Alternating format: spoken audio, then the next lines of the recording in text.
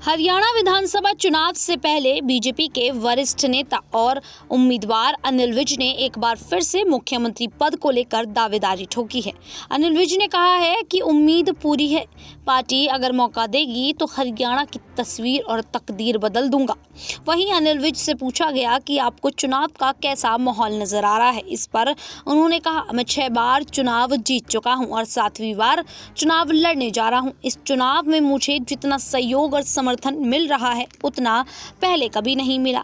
अनिल विज से पूछा गया कि अरविंद केजरीवाल ने मुख्यमंत्री पद से इस्तीफा देकर आतिशी को मुख्यमंत्री बनाया है, अब वे हरियाणा में कैंपेनिंग करेंगे। वे कहते हैं कि उनकी जन्मभूमि ही हरियाणा है। इस पर उन्होंने कहा कि भ्रष्टाचार के जो दाग आम आदमी पार्टी पर लगे हैं वो अरविंद केजरीवाल के त्यागपत्र देने और किसी और को मुख्यमंत्री बना देने से धुल नहीं जाएंगे, वो दाग ही रहेंगे।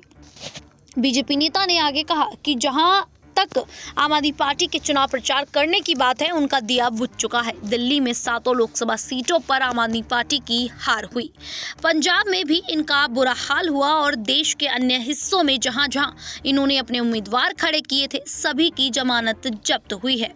अब ये आम आदमी पार्टी नहीं, जमानत जब्त पार्टी है।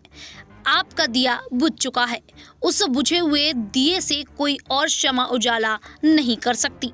वहीं जब उनसे पूछा गया कि क्षेत्र में किसानों की भी क्या कुछ समस्याएं हैं, इस पर अनिल विज ने कहा कि किसानों की समस्याएं तो होती हैं, चलती रहती हैं, लेकिन लोकसभा के चुनाव में हम ऐसे बूथों से भी जीते हैं जो 100% किसानों के बूथ थे।